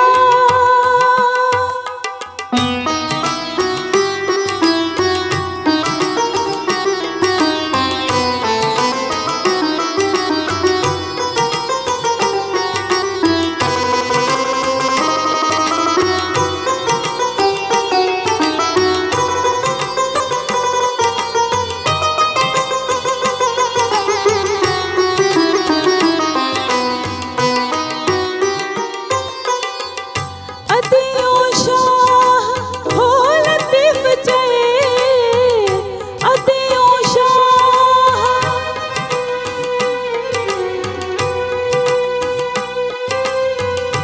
अतियों शाह हो लतीफ जय लाड़े जो लाल हो लतीफ जय मुझे आस हाँ मारे दममा माजा मन अंदर जी गालड़ी हला कोयारे जी का मारे दममा माजा मन अंदर जी गालड़ी हला कोयारे जी का जबरदस्त जबरदस्त जबरदस्त माशाल्लाह भाई, जबरदस्त जबरदस्त। न सिर्फ साइंस सिंगर्स एंड म्यूजिशियन भी एडजेक्टिव हैं, जबरदस्त। अच्छा जी, वक्त है ब्रेक जो था से मुलाकात के होता है नैनी कमर्शियल ब्रेकअप हुए। सलाम सिंध सलाम सिंध सलाम सिंध सलाम सिंध सलाम सिंध सलाम सिंध। Welcome back. अच्छा जी, गानन जो सिलसिलो भी अल्हम्दुलिल्लाह हली रहे हुआ है, गानन जो सिलसिलो भी हली रहे हुआ है। फरजाना साहब, ये मैं ज़रूर जानना चाहूँगी, और हमेशा जब भी हमारे साथ कोई भी आर्टिस्ट होते हैं तो मेरी कोशिश होती है जानने की कि आप जब परफॉर्म करते हैं तो कौन सी ऐसी चीज़ें हैं जो जहन में रख के फिर आप परफॉर्मेंस करते हैं। कुछ जैसे हम लोग जब होस्टिंग की बात करते हैं तो हमारे पास वो डिफरेंट चीज़ें होती हैं ना कि आपने तैयारी भी करनी है, ऐसे भी करना है, वैसे भी करना है। तो एज ए सिंगर जब आप किसी प्लेटफॉर्म पे जाते हैं तो क्या चीज़ें होती हैं जो जहन में रख के जाते हैं? बड़ा मुश्किल सवाल है, कोशिश करूंगी कि इसका मैं एग्जैक्ट जवाब दे सकूं। दरअसल इंसान जो गा रहा होता है उसके एक अंदर की भी फीलिंग होती है, और वो जो फीलिंग आती है मेरे ख्याल दुख दर्द से ही आती है। दुख दर्द से वो फीलिंग आती है? दुख दर्द से आती है, कुछ फीलिंग खुशी से आती है, कुछ। अब जैसे मैं अपनी मिसाल दूंगी, मैं मेरे अंदर क्या है। मेरी लाइफ में सबसे इम्पोर्टेंट बहुत दो अहम शख्सियात थी जो नहीं हैं, अम्मी और अब्बू। तो बस वो हर गाने में या कहीं ना कहीं मेरे सामने होते हैं। तो ये जो हमारी बड़े बड़े लोग बातें करते हैं कि जब तक आपको दुख नहीं मिलता तो आप शायर नहीं बन सकते, आप सिंगर नहीं बन सकते, ये बातें वाकई हकीकत है इसका मतलब? यस, बिल्कुल हकीकत। अच्छा, हमें तो आपने पेरेंट्स की बात की, पेरेंट्स तो वो अनमोल हिस्सा है आपकी ज़िंदगी का जिनको कोई रिप्लेस नहीं कर सकता। मुझे लगता है दुनिया का हर रिश्ता जो है वो रिप्लेसेबल है, लेकिन पेरेंट्स का रिश्ता मुझे नहीं लगता कि वो रिप्लेस हो सकता है। जी बिल्कुल, और ना ही उसका कोई ऑल्टरनेटिव आपको दुनिया में मिल सकता है। बिल्कुल, बाकी रिश्तों का शायद मिल जाए, लेकिन पेरेंट्स का आपको नहीं मिलता।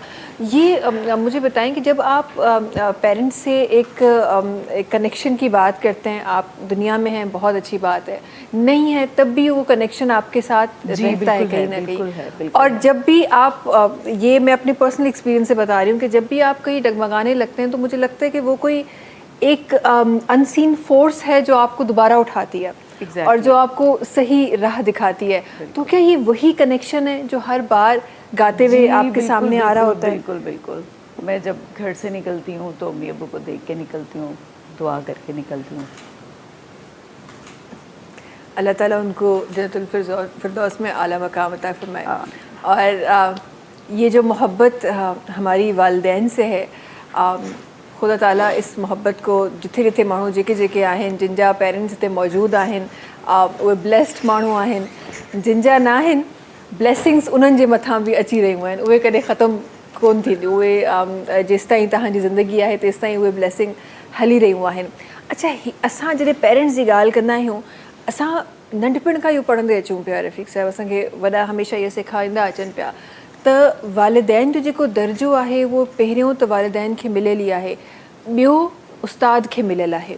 अॼुकल्ह तव्हांखे लॻे थो त असांजा ॿार या असां सेखारणु छॾे ॾिनो आहे, बिकॉज़ अॼुकल्ह जा असांजा जेके पेरेंट्स आहिनि उहे बि मॉडर्नाइज़ पेरेंट्स थी विया आहिनि, त असां अॼुकल्ह उन्हनि ॿारनि खे सेखारणु विसरी विया आहियूं, या असां एतिरो ज़िंदगी जे गहमा गहमी में असां मशगूल थी विया आहियूं त तालीम सां गॾु जेको तरबियत जो अंसर आहे उहो किथे असां पासे ते करे छॾियो आहे।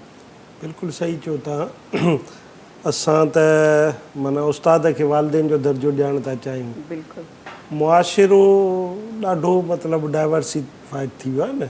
मां त चवां थो वॾा ख़ुशनसीब उहे वालिदैन आहिनि जिन खे वालिदैन जो दर्जो पेरेंट्स ॾियनि था न, ॿार ॾियनि था पेरेंट्स खे। त इहा मां सम्झां थो त इहा वॾी ॻाल्हि आहे। रिसेंटली सोशल मीडिया ते हिकिड़ो मतिलबु अजीब डिस्कस न बि करणु खपे शायदि, त उहो जेको असांजो हिकिड़ो वाइस चांसलर रहियो आहे उनजी घरवारीअ खे पेरेंट्स हेॾे आला मक़ाम ते हूंदे बि पर अहिड़ा खोड़ वाक़िया आहिनि जॾहिं मुआशिरे में वालिदैन खे वालिदैन जो किरदारु नथो मिले, उन मतिलबु मुआशिरे में असां उस्ताद खे वालिदैन जो किरदारु ॾियणु ॾाढो ॾुखियो आहे। इहो छो आहे? हाणे क्वेश्चन इहो आहे त ईअं छो आहे न। हाणे इहो इन जे करे आहे बेसिकली त तरबियत ख़तमु थी वई आहे। सवेर पाण माना जेको डिस्कस कयोसीं ॻाल्हि, त असां थेला भरे करे किताबनि कापियुनि जा ॿारनि खे एॾो माना उन में रुधाए छॾियो आहे, एॾो उन्हनि खे छिड़ाए छॾियो आहे उन में, त तरबियत वारो फैक्टर ॼण रहिजी वियो आहे न। सही। तव्हां सिंपल ॿार खे जेका उनजी नीड आहे उहो पढ़ायो, उन सां गॾु बक़ाया प्रोग्राम उनखे तरबियत जा सेशन्स करायो, उन्हनि खे माना इहो बावर करायो, उन्हनि खे इहा तरबियत इन सेंस में ॾेखारियो वञे त बाबा फ्यूचर तुंहिंजो बि सुभाणे इहो ई आहे। अॼु जेकर मां कल्ह स्टूडेंट हुअमि स्कूल में त अॼु मां टीचर आहियां, मुंहिंजा बचड़ा अॼु जेकॾहिं स्टूडेंट आहिनि त सुभाणे उहे मुंहिंजी जाइ ते ईंदा। उन्हनि खे पेरेंट्स वारे किरदार में अचिणो पवंदो। इहा साइकिल आहे न, त उनखे उहो अहसासु थिए, इहो अहसासु थिए ॾियारणो पवंदो असांखे त हे रुॻो अॼु तव्हां माना पेरेंट्स जे एॾी रेस्पेक्ट तव्हां न कंदव, इहा सुभाणे इहा ई साॻी जेका तव्हां असां सां अॼु कयो था त इहा सुभाणे तव्हां सां बि थियणी आहे। इहा साइकिल आहे, इन जाइ ते वरी तव्हांखे बि फिरी अचिणो आहे। इहा तरबियत ज़रूरु आहे। हाणे उन में रुॻो उस्ताद न आहे, उहा सोसाइटी आहे जेका इन तरबियत खे मतिलबु कराईंदी। सही सही। पुराणो जेको दौरु उहो घणो पुराणो बि कोन्हे, जेको असां 10, 15, 18 साल अॻु में ॾिठोसीं त उस्ताद हिकिड़ो वॾो किरदारु हुयो, सही इंस्पायरेशन हुयो। ऐं उस्ताद जी जेके टीचर जा 5 कैरेक्टर्स आहिनि उहे जेके आहिनि उहे सभु बेसिक्स आहिनि न, त उन में तरबियत बि आहे। पढ़ाइणु त उहो ज़रूरी आहे, उहा असांजी बेसिक मतिलबु हिकिड़ी आहे। उन सां गॾु जेका तरबियत आहे न उहा उस्ताद खे ॾियणी आहे। हाणे उस्ताद वरी जेके अपॉइंटमेंट्स थियूं उहो सिस्टम आहे, उनखे त वरी ॻाल्हाईंदासीं त वरी ॿिए पासे ॾे निकिरी वेंदासीं। उनजे लाइ ज़रूरी आहे त असां वटि घटि में घटि मां इहो सजेस्ट कंदुमि तव्हांजे हिन फोरम ते जेके असांजा पॉलिसी मेकर आहिनि उन्हनि खे, त तव्हां जीअं म्यूज़िक जे लाइ ॿियनि प्रोग्राम्स मतिलबु कंप्यूटर खे हिकिड़ो स्पेस ॾियो था, उन में ई हिकिड़ो अहिड़ो को सब्जेक्ट में चैप्टर त आहिनि, पर हिकिड़ो प्रॉपर उनखे फिज़िकल हिकिड़ो सेशन ॾियो। सब्जेक्ट भली न हुजे, फिज़िकल सेशन ॾियो जंहिंमें उते ॿारनि खे मोटिवेट कयो वञे ऐं उहे स्टोरीज़ ॾेखारियूं वञनि। उहे पोइ तव्हांजे इस्लामिक स्टोरीज़ हुजनि, नेशनल स्टोरीज़ हुजनि, या तव्हांजी सोसाइटी जूं स्टोरीज़ हुजनि, उहे ॿारनि खे ॾेखारियूं असां, ॿारनि खे ॿुधायूं असां, ॿारनि खे सम्झायूं असां। त तरबियत जो इहो क्लास हुजणु ज़रूरी आहे। 1 कलाकु घटि में घटि तव्हां ॾियो ऐं पोइ ई तव्हां माना उन मां एक्सपेक्ट करे सघो था त पहिरियों पेरेंट्स जी रेस्पेक्ट कनि, उस्ताद जी रेस्पेक्ट कनि ऐं पोइ सभई जेके नंढनि सां शफ़क़त, नंढनि सां मोहबत, वॾनि जी इज़त ऐं इहे फैक्टर्स असांजी सोसाइटी में अची सघनि सही। अच्छा, ये तव्हां ॾाढी सुठी ॻाल्हि कई त असां कंहिं ज़रिए पंहिंजे ॿारनि ताईं उहा शइ पहुचाए सघूं था। यासिर साहिबु, हिकु कॉमन शइ जेका मूंखे नज़र आई आहे, जेको मुंहिंजो एक्सपीरियंस आहे हींअर, उन एक्सपीरियंस जे थ्रू जेका शइ मूंखे नज़र आई आहे त असांजा जेके ॿार आहिनि या हिकु असांजो हिकु वे ऑफ लर्निंग आहे, उहो किताब खां वधीक हाणे डिजिटल सां घणो आहे। उहो ॿारु जेको आहे उहो डिजिटल शयुनि सां घणो अट्रैक्ट थो करे। असां किताबी तौर ते ॿारनि सां शफ़क़त, वॾनि जी रहमत, इहे सभु असां त सबक़ पढ़ाया ॿारनि खे, शायदि उन दौर जा पढ़ियल ॿार उन्हनि खे सम्झिया बि, पर हाणे जो ॿारु हर शइ डिजिटलाइज़ घुरे थो। हाणे जो ॿारु अट्रैक्ट थिए थो लाइट सां, उनखे उहा लाइट, उहा कलर मिले थो, तॾहिं उहो उन जे बारे में पढ़े थो। अदरवाइज़ उहो ई रटो लॻाए थो ऐं उन खां पोइ नेक्स्ट क्लास में वञी उहे शयूं विसरी थो वञे। छा असांखे पंहिंजो एजुकेशन जो जेको तरीक़ो आहे, जेके लर्निंग मेथड्स आहिनि, टीचिंग मेथड्स आहिनि, तव्हांखे लॻे थो कि अगरि असां डिफर करे छॾियूं त असांजो ॿारु वधीक सुठे तरीक़े सां उहे असांजा कल्चर, जेके असांजूं एथिक्स आहिनि, उहे सिखी सघंदो? असल में इनमें बहुत सारी चीज़ हुई। फर्स्ट ऑफ ऑल हज़रत अली जो कॉल मुंहिंजे ज़हन में आ वियो। प्रॉब्लम ये है पंहिंजो जो लाइफ स्टाइल है ना, that is the most dangerous. हज़रत अली जो कॉल है कि डी के तेरे हिस्से में डिवाइड करो। हाँ, हिकिड़ो हिस्सो सुम्हण जो, साइंस चई रही है 8 आवर्स ऑफ स्लीप, 1500 साल पहले चौन में अची वियो। हिकिड़ो हिस्सो सुम्हण जो आहे, हिकिड़ो हिस्सो फ़िक्र माश जो आहे, ने हिकिड़ो हिस्सो सोशलाइजेशन जो आहे, which means 8 hours, 8 hours of sleep, 8 hours of work, 8 hours of socialization. Socialization doesn't means कि आए जे हथ में 4 कलाक या 5 कलाक सेल फोन आहे। हाँ, it means connect person to person. अगर थोड़ो सो वहाँ से हली वञे तो हिकिड़ो रूटीन हुई बच्चे जी कि रात में सुम्हण से पहले नानी या डाडी या दादा या नाना जी वटि वञी स्टोरी सुणंदा हुआ। That was the moral thing. हाँ, अॼु सेल फोन्स आहिनि। हिकिड़ी रिसर्च भी है, हिकिड़ो बुज़ुर्ग जो कॉल भी है कि औलाद जी असल में ई जो पेरेंटिंग है ना, बेसिकली मतलब we are expecting everything from the kids, हाँ, बट इट्स जस्ट लाइक जो पा विजना हू मिली रही है ना, ठीक है, तरबियत अॼु सेल फोन करी रही है। हिकिड़ी रिसर्च भी है, हिकिड़ो कॉल भी है बुज़ुर्ग जो, वो चवंदा कि बच्चे जी उम्र जा 13 हिस्सा आहिनि, हू ख़त्म थी विया, तरबियत ख़त्म थी हुई। फर्स्ट फेज़ इज़ 0 to 7, शुरू जा 7 वर सही, जो फर्स्ट फेज़ है, उनमें आई बच्चे के सीने से लगाए नहीं रखो, क्लोजेस्ट। पाँच जो सिस्टम करो करी रही है, 13 वर जे बच्चे के स्कूल मोकली रही है, आओ भी हिच करी रही है, आई भी हिच करी है, बिकॉज इट्स अ रेस। हाँ, 7 वर जी उम्र में बच्चे बिफोर दैट जेके असांजा जेके वर्किंग जेके मदर्स आहिनि, उहे बिफोर दैट ऑल्सो साल जे ॿार खे बि असां उन्हनि आवर्स जे लाइ, हा, उते असां छॾे ईंदा आहियूं। सो असां त उतां खां ई हिकु डिस्कनेक्शन जो हिकिड़ो न गैप Exactly. करे छॾियो। अच्छा, हाणे फर्स्ट डिस्कनेक्टिविटी तो वॾा थी हुई। अच्छा, सेकंड फेज़ इज़ कि उनजे मथे सख़्तियूं रखो, उनके ग़ुलाम बनाए रखो। ग़ुलाम से मतलब ये ना कि उनजे मथे जबर करो, लेकिन उनजी चेक एंड बैलेंस रखो। सही। फर्स्ट 7 ईयर्स गले से लगाए नहीं रखो, यानी क्लोजेस्ट रखो। सेकंड 7 ईयर्स उनके मथे चेक एंड बैलेंस रखो। ने थर्ड 7 ईयर्स यानी 14 to 21 उनके दोस्त बनाए नहीं रखो। घर जे मामलात में, चीज़ें में उनसे बाकायदा मुशावरत करो। अनफॉर्चुनेटली पंहिंजे एॾा हिकिड़ो ग़ुलाम, औलाद खे ग़ुलाम सम्झण जो रिवाज भी आहे, बिल्कुलु आहे। ठीक है, इनके करो ख़बर अॼु जो बच्चो हीअं सां हीअं हाणे असांखे बताइणो। दिस एटीट्यूड हू बच्चे खे बदज़न करे थो। हाँ, हिन लाइ कि शुरू जो वो फेज़ में कनेक्टिविटी न आई रही, 7 ईयर्स वारे में भी न आई रही, 14 ईयर्स वारे में भी न आई रही। अच्छा, जॾहिं 21 क्रॉस थी वई न, हाणे उनके चेरियन कि हीना नहीं कर, उनकी शख्सियत बनी चुकी है। हाणे आए अगर 24 या 25 वर्ष के बच्चे के लिए सब चेहरे के कुरान शरीफ पढ़ो, वो नहीं पढ़े, ये कमाई के पहले करनो हो, पेरी करनो। तो एडा पेरेंटिंग जो है ना, ही असल में हिकिड़ो बहुत वॾो हाणे इन द मॉडर्न डेज ये हिकिड़ो बहुत वॾो इशू है। तमाम तो रिस्पॉन्सिबिलिटी बच्चे मथे ना है, it is what we are feeding. हाँ, सही, सही। पां पोते करो ॾींहं हू जो रिटर्न होता है, इट्स एन इको। सही। इनजे मथे कम करण जी बहुत वधारे ज़रूरत है। पेरेंट्स के भी, पेरेंट्स के पोते ना ख़बर कि पेरेंटिंग करो है ना, वो इंटरेस्ट है। तो ये हुक्म भी है कि आई हज़रत अली जो कॉल भी आई कि आई पोते जी औलाद के पोते जे दौर लाइ तैयार ना करो।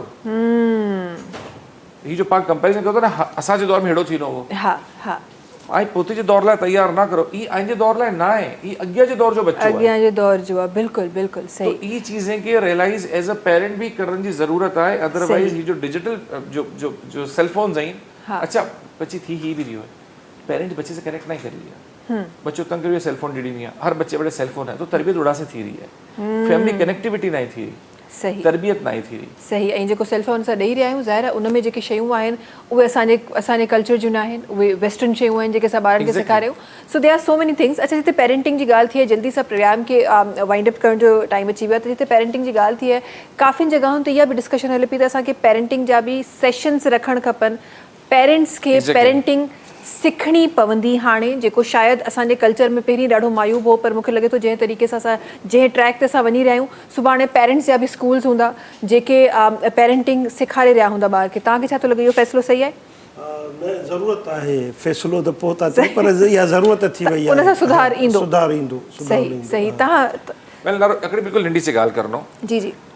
असल में पापा तुझी रूट से दूर यूं अगर आउं बिल्कुलु मुख़्तसरन ॻाल्हि करां, सईदा फ़ातिमा ज़हरा रज़ी अल्लाह तआला जॾहिं तशरीफ़ ॾियण अचंदा हुआ, रहमतुल आलमीन उभा थी वेंदा हुआ for the respect to show के how to deal with your kids. सही। न सिर्फ उभा थी वेंदा हुआ बल्कि गले लगाईंदा हुआ, दरवाजे तक गिरण लाइ वेंदा हुआ। करो अॼु पंहिंजो हीउ रवैयो आहे, मतिलबु पाण बच्चे के पोइ तुंहिंजे घर से बदे से वधीक ज़लील करूं था। अगर वो बदे साथ चैलेंज जाए पोइ तुझे घर में आए तो उसे थोड़ी थी रहो, तू फूवड़ी है। तो दिस इज द थिंग। तो we are having all the examples but we are not following that. Exactly. अगर असां उन्हनि खे फॉलो करणु स्टार्ट करे छॾियो, बिकॉज़ इहो त पहिरें ॾींहं खां असांखे ख़बर आहे, इहो चयल आहे त असां वटि उहे तमामु ज़िंदगी गुज़ारण जा तरीक़ा आहिनि। अगरि असां उन्हनि खे फॉलो करणु स्टार्ट करे छॾियूं त मसला ई ख़तमु थी वेंदा। बट छो त असां उन खां दूरी इख़्तियार करणु शुरू करे छॾी आहे, तंहिं करे शायदि इहे मसला बि असांखे सोसाइटी जा बि, पेरेंटिंग जा बि ऐं तमामु शयुनि जा बि असांखे नज़र था अचनि। वॾी महिरबानी तव्हां ॿिन्ही जी प्रोग्राम में शामिलु थियण जी, असांजे प्रोग्राम में पंहिंजा ख़्यालात रखण जी। आख़िर में जी हिकु दफ़ो ॿीहर फरज़ाना साहिबा जी तरफ़ वञणु चाहींदमि ऐं उन्हनि जो आवाज़ु शामिलु करणु चाहींदमि। ॾाढो ख़ूबसूरत आवाज़ु, ॾाढो ख़ूबसूरत अंदाज़ सां माशाल्लाह सां परफॉर्म करे रहियूं आहिनि। असांजी दुआ आहे त खोड़ सारी अञा ताईं परफॉर्मेंस कयो, अञा ज़िंदगी में खोड़ सारा जेके मंज़िल तव्हां सोचियूं आहिनि उहे तव्हां माणियो।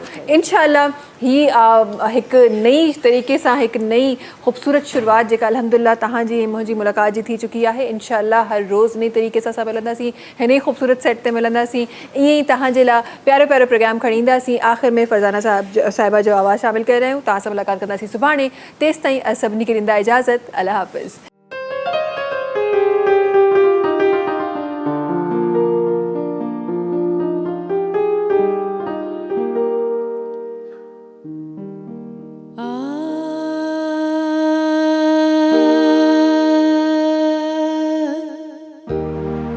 नीह पढ़ाई नमाज़,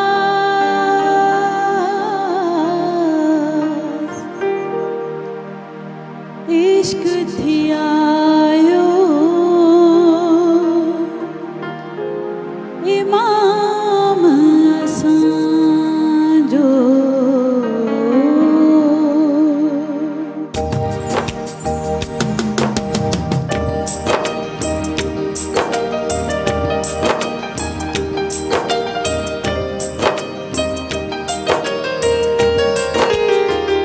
नीह पढ़ाई नमाज़, नीह पढ़ाई नमाज़, इश्क थी आयो इमाम असांजो। नीह पढ़ाई नमाज़।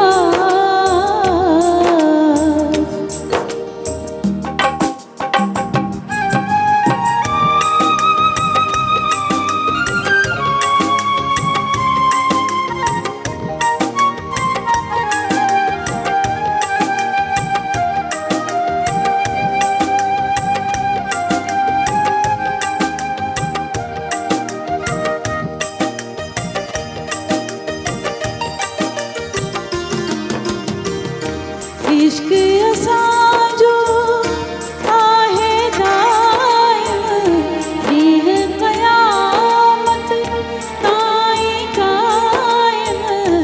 इश्क असांजो,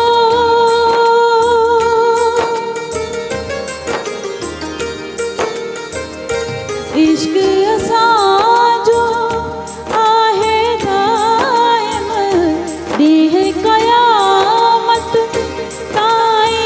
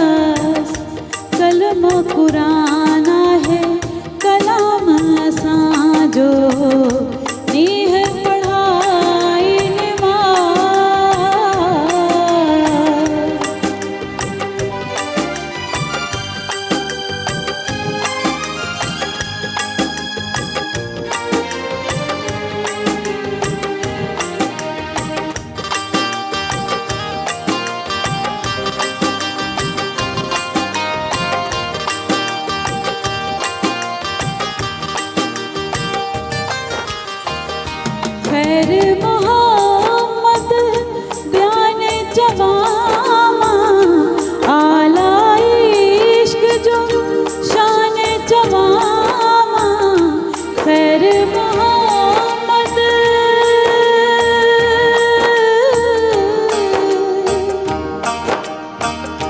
खैर मोहम्मद बयान जवामा आला इश्क जो शान जवामा अर्श में आहे आवाज़ अर्श में आहे आवाज़